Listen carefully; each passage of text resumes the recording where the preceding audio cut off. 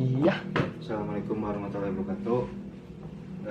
Oke anak-anak, kita sekarang masuk ke pembelajaran fikih tentang sholat fardu, tentang kefiat sholat atau tata cara sholat.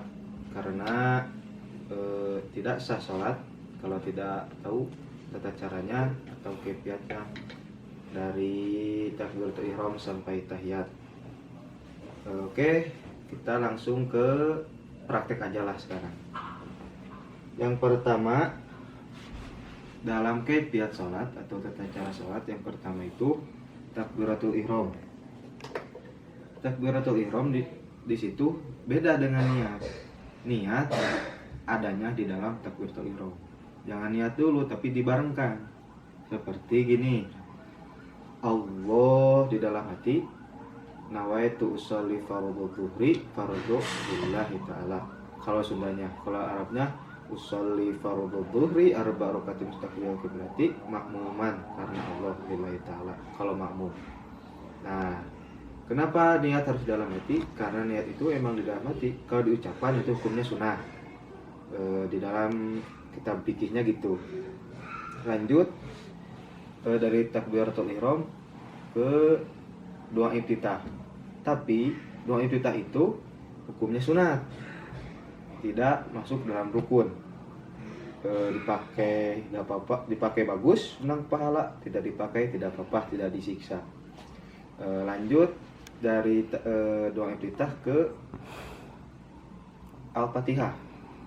Al-Fatihah masuk dalam rukun kefiat sholat atau rukun sholat. Karena Fatihah itu sangat wajib, termasuk juga rukun Al-Fatihah.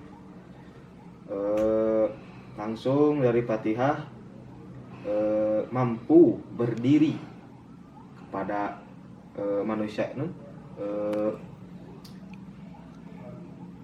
siswa itu atau anak itu harus mampu berdiri dikala sholat fardu. Kalau mampu itu juga masuk rukun. Mampu ke orang yang mampu tuh. Kalau tidak mampu ya duduk saja. Tidak mampu. Nah, dari situ ke iktidal. Tidak ruku dulu, belum tidak ruku. Seperti gini. Allahu Akbar. Fatihah, beres Fatihah. Tidak ruku, masuk ke ruku. Nah, seperti ini. Jadi antara punggung dan kaki itu harus sejajar, seperti papan ini nih. Jangan gini, harus gini. Itu aturannya. Sehabis ruku, Itidal, nah itu masuk rukun. Jadi jangan sini langsung sujud, jangan, batal sholatnya. Nah, habis ruku masuk ke itidal. Nah, di situ ada tumaninah di dalam itidal. Sebagian ulama memang itu memang rukun itidal. Jadi berhenti dulu seukuran bacaan subhanallah. Jadi dari rukun itidal diam dulu atau diam seukuran subhanallah, atau doanya ada sami Allah liman hamidah rabbana lakal hamdu dan seterusnya. Nah, udah tumaninah dan mulai itidal, terus tumaninah di dalam itidal masuk ke dalam sujud. Nah, gini. Sujud. Di dalam sujud sama mengucapkan doa subhana rabbiyal a'la wa bihamdih itu hukumnya sunat, bukan wajib atau rukun, itu hukumnya sunat. Nah, seukuran bisa seukuran subhanallah juga, atau disunatkan 3 kali baca subhanallah wa bihamdihi 3 kali. Nah, di situ ada juga iktidal di dalam sujud. Jadi jangan atau atau ke sini langsung tegak lagi. Tidak usah ada itidal dulu, berhenti istirahat. Nah, dari sujud naik ke duduk di antara dua sujud. Itu termasuk rukun sholat, duduk di antara dua sujud. Dan iktidal juga termasuk iktidal di dalam duduk dua sujud. Nah, dari sini sujud lagi, sujud yang kedua, naik lagi sama yang kayak tadi. Nah, dari sini at-tahiyat tasyahud akhir. Tasyahud akhir masuk ke dalam rukun sholat fardu, tasyahud akhir. Nah, yang bacaannya at-tahiyyatul mubarakatus salawatut thayyibatu lillah. Assalamu alayka ayuhan nabi wa rahmatullahi wa barakatuh. Assalamu alayna wa ala ibadillahi sholihin. Asyhadu an la ilaha illallah wa asyhadu anna muhammadar rasulullah. Nah, terus dari itu tasyahud akhir baca dalam pembaca sholawat. Sholawat juga termasuk rukun sholat syahadat. Asyhadu an la ilaha illallah wa asyhadu anna muhammadar rasulullah.